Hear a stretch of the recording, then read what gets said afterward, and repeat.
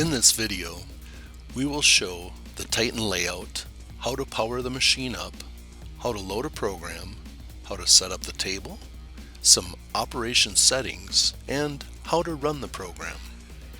We'll start with the Titan layout. We'll show you basic components, the e-stop locations, and the machine travel limits. The basic components include the controller, the MPG, the table, and the bridge. The control is used for all program and machine operations. The MPG, or Manual Pulse Generator, is also known as a remote or a pendant. The table is the working area of the Titan. And the bridge carries the spindle, or the cutting head, across the table. There are 4 e-stops on the Titan. There is one on the control, one on the front of the bridge, one on the MPG or remote, and one in back. Press any of the emergency stop buttons to stop the machine. This will immediately turn off all power to operating systems. To re-enable the system, pull out the e-stop and press the System On button. The Titan does not need to be homed. There are also 2 safety pull cords on the Titan, one located at the front and the back of the bridge. To stop the machine at any time, push or pull on the safety cord. You will notice a corresponding alarm in the alarm and message window. To reset a pull cord e-stop, change the blue switch from a 0 to a 1 and then turn the system back on. Since the Titan does not need to be homed, it is now ready for operation. Anytime the system is enabled, be aware of the full travel of the machine.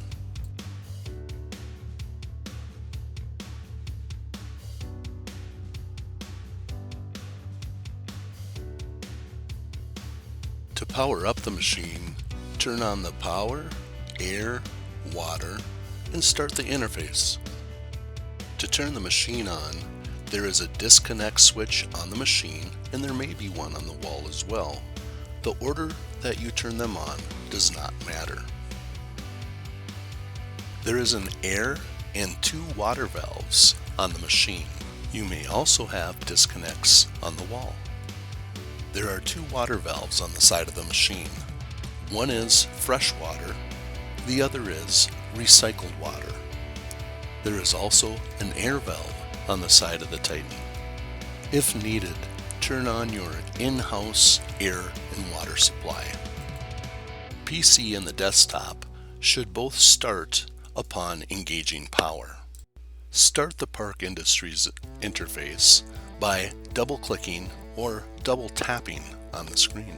It can take a minute to connect and to fully load. When the interface is completely enabled, it will display any alarms or messages and also the maintenance screen.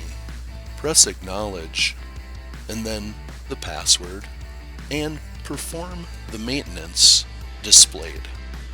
Use the maintenance help screen to perform the required maintenance. Choose the Setup button and then choose Maintenance Help. You may click on one of the yellow task lists to guide you through the maintenance required. Use the Return to Master List button to complete any additional levels of maintenance required. When all required maintenance is completed, use the red X in the top right corner of your screen to close out the Maintenance Help section.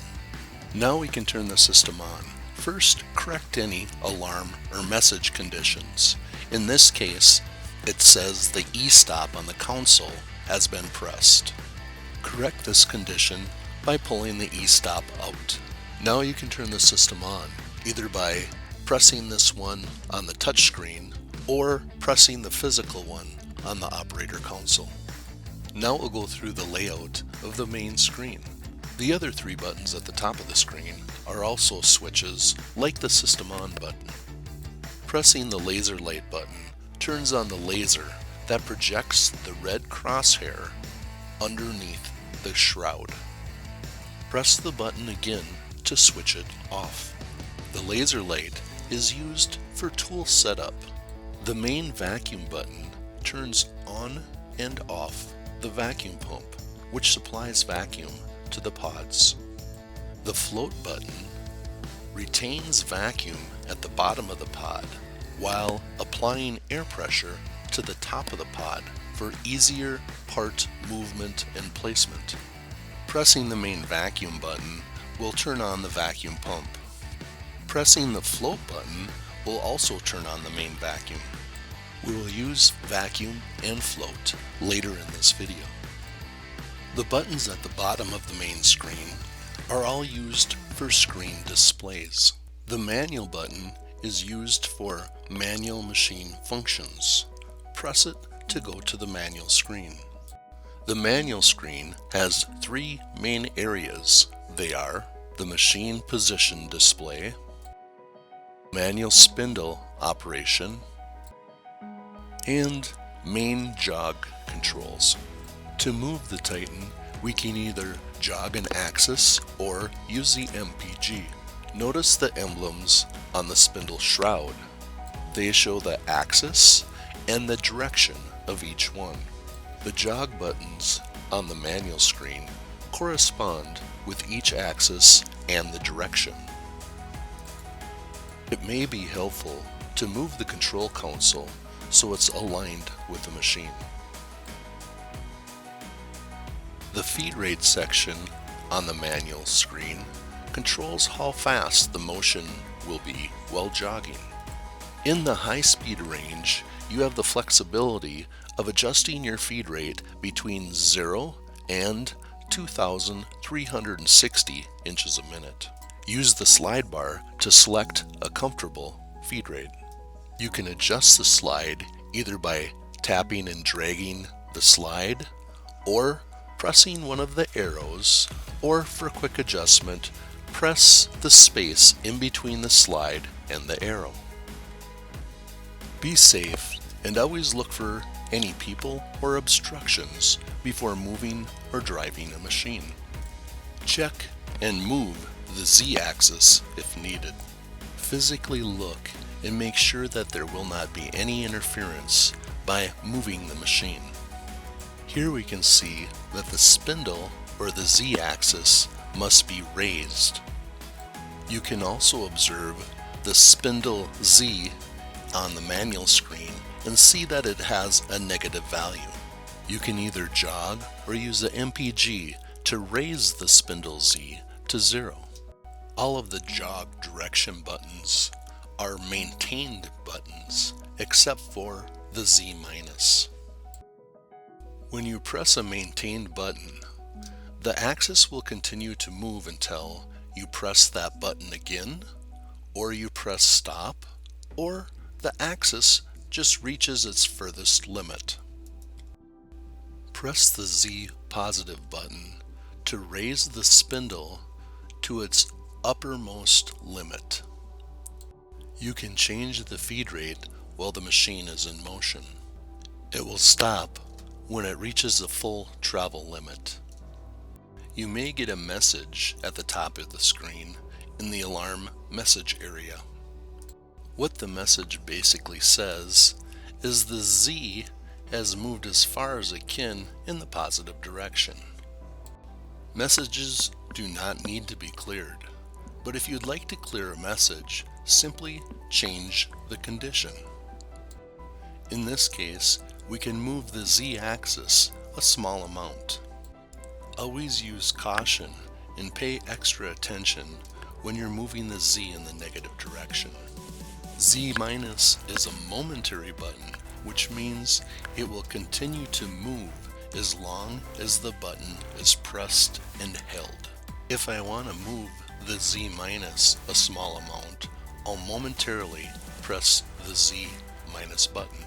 As you can see, the message cleared when we moved it that very small amount away from its limit. Select an axis and direction that corresponds with the direction of the movement you would like to jog the machine. You can change the feed rate at any time. The Titan will stop at the end of its travel limit. The MPG can also be used to move the Titan. It can be used for very precise movements. It has an E-stop. To reset this button, turn the button as shown on the top. An axis selection switch. The feed rate select buttons select an increment of movement per click. The pulse style. Each click moves the increment set in feed rate. Rotating the dial counterclockwise moves the machine in a negative direction. Rotating the dial clockwise moves positive. The button on the left side is a 3-position switch. Watch the screen display to see when it is enabled. Press and hold the button to activate it. If you press hard to its 3rd position, it will turn the MPG off. And with the button all the way out, it will be disabled as well. Use the selector switch to select an axis. Note that the selected axis is displayed on the screen. Select a feed rate.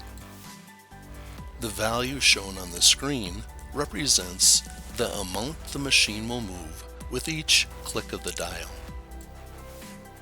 To move the machine, enable the MPG and rotate the dial in the desired direction.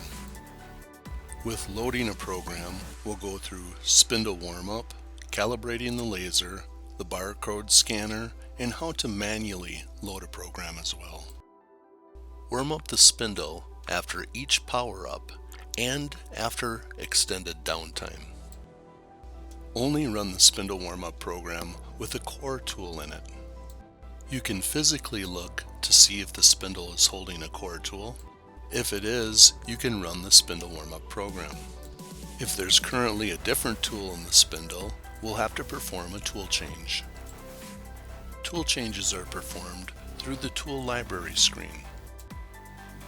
To find it, choose the Setup button from the main menu.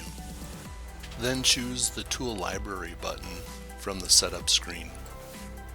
Note that the core bit is in tool position 1 in the tool library, and it should be in that position in the tool changer as well. The tool change section is in the lower left corner. The message display shows us that the spindle has a tool clamped in it. That tool came from position 47 of the tool changer. The 1 is the position that it will get the new tool from the tool changer. Verify that the position for the current tool is open. Then you can press Get New Tool to perform the tool change. The tool change program will first put the current tool away.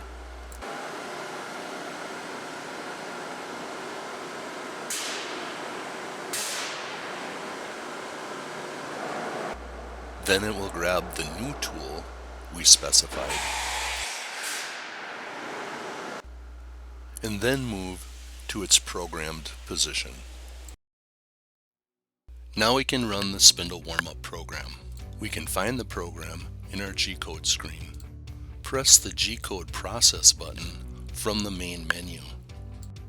Then select the special functions button from the G-code process screen.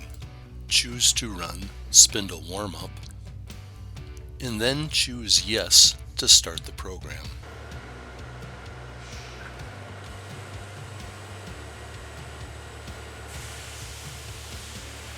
You can see the status of the spindle program at the top of your screen. When the warm-up is finished, it will show completed at the top of your screen display.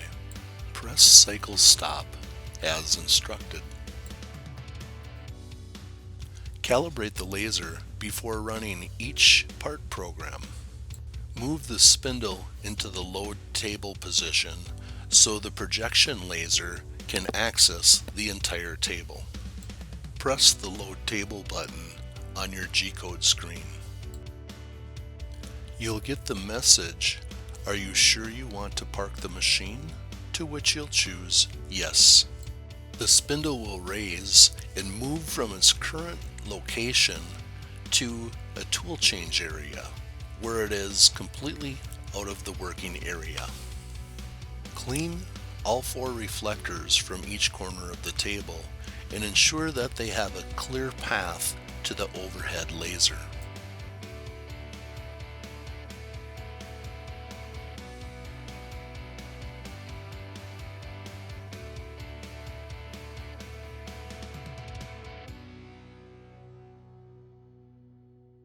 Now we'll run the calibration program.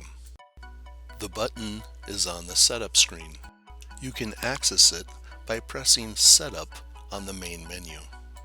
Select the Calibrate Laser button. If the reflectors are clear of obstruction, press Calibrate. Watch that the laser sweeps across all 4 reflectors at an even speed. There will not be a message displayed of a successful or unsuccessful calibration. Seeing the 4 even sweeps of the laser is the only way to verify a successful calibration. An unsuccessful calibration will slow down and stop at one of the reflectors. The slowing down and stopping is your only indication of an unsuccessful calibration. There will not be an unsuccessful calibration message displayed on your screen. If you get an unsuccessful calibration, clean the reflectors and try to calibrate again.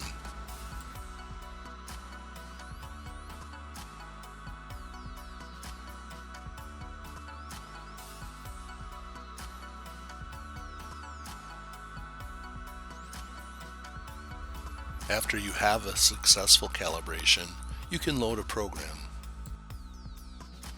You can load a program with the barcode scanner, or you can manually select it. There is a corresponding Scan G-code and Load G-code button. If you've printed out a job sheet with a barcode on it, you can scan it. Press the Scan G-code button when the scan screen opens on the display. Use the scanner to scan the barcode on your job sheet. When asked if you would like to continue loading, either scan the barcode again or select Yes to finish loading.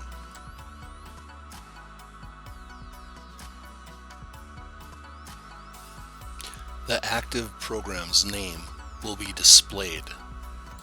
If you don't have a printed out job sheet with a barcode on it, you can load the program using the Load G-code button.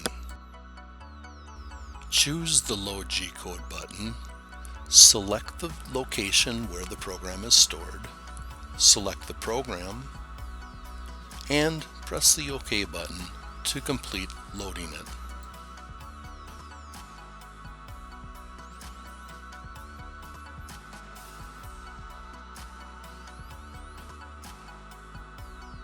And the display will show the active program. You will also be able to see a preview of the part or parts in the viewing window.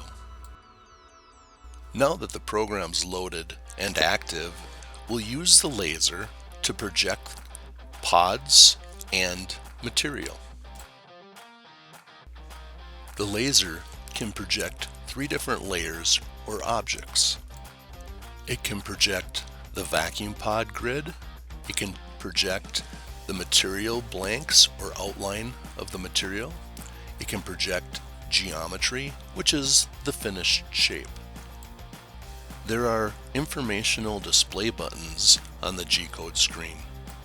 These buttons control the information and functions displayed in this area.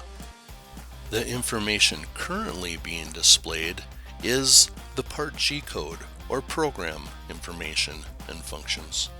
Press the laser projector button to display its functions and information. Before we project the pods for placement, we'll hook up the vacuum lines between the ports and manifolds. The port on the top of each pod applies either vacuum or air pressure. The port on the bottom only applies vacuum. This applies to all brands. The vacuum lines are colored. I like to think of them as blue for the sky and red or sometimes black for the earth. Press the lower colored vacuum line into the lower port of the vacuum pod, and then the upper into the upper port of the vacuum pod. I find it the easiest to remember the vacuum manifold with the top row of faucets being towards the sky and the bottom row of faucets being towards the earth. Connect the lower vacuum line to the lower vacuum port and the upper vacuum line to the upper vacuum port. Turn each valve being used into its on position so the handle's in line with the hose. Spray the table clean of debris and also wet for the best vacuum seal. Pressing the button to project vacuum pods will project an image of each pod's grid.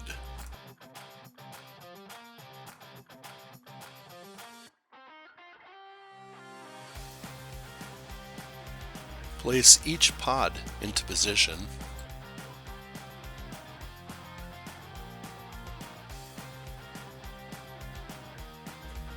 Carefully adjust each pod so the lines of the laser fall into the groove of the pod's grid.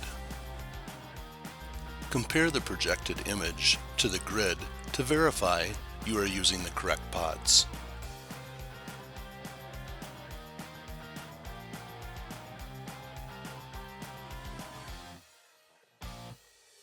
Now we can turn the vacuum on to lock the pods into place. There are two buttons for the vacuum. One is the main vacuum, the other is the float. When the main vacuum button is pressed, it will turn on the vacuum pump and apply vacuum to both the top and the bottom of the pod, unless the float is on. Pressing float will also turn on the main vacuum if it is off. When the float is enabled, it turns off vacuum to the top of the pod and applies air pressure instead. You'll find these two buttons at the bottom of your screen. Turn on the main vacuum by pressing the main vacuum button. With the pump on, there should be vacuum applied at the pods. Test them by tapping each one. Vacuum should also be registered on the vacuum gauge on the right side of the machine. Now press the float button. Float will change the vacuum to air pressure on the top side of the pod. This makes it easier to adjust the material while the bottom of the pod is still vacuumed down. Spray the top of the pods for the best vacuum seal. To place the parts on the pods, we'll project the material and check or set the thickness. When we set the material on, we'll first set it on a block to avoid seal or pod damage. Then we'll align them with the laser. Check to see that the stone thickness is correct. If not, tap in the box and change the value to the thickness of the stone that you intend to run. Project the material by pressing the material button. Setting the material on a block and then laying it onto the pods can save seals and damage pods. Slide the material to align it with the laser.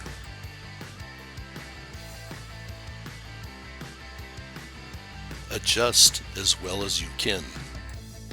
Perfect alignment would be half of the width of the laser beam on top of the part and the other half either on the table or the edge of the part.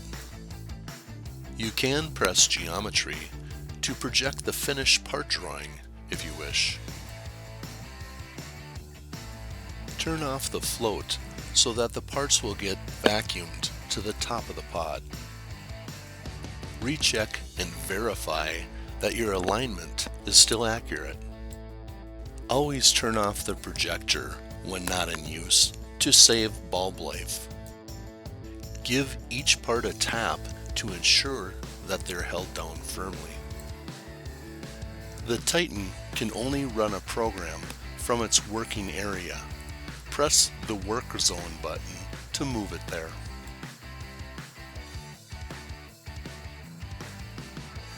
The tools that will be used in the program can be displayed on the job sheet. Be sure that those tools have been set up and adjusted and are in their proper locations. Here's a quick checklist before running a program. Is the area safe? Is the water and air on? Did you warm up the spindle? Did you calibrate the laser? Are all the parts lined up? Is the vacuum on? And are the parts held down?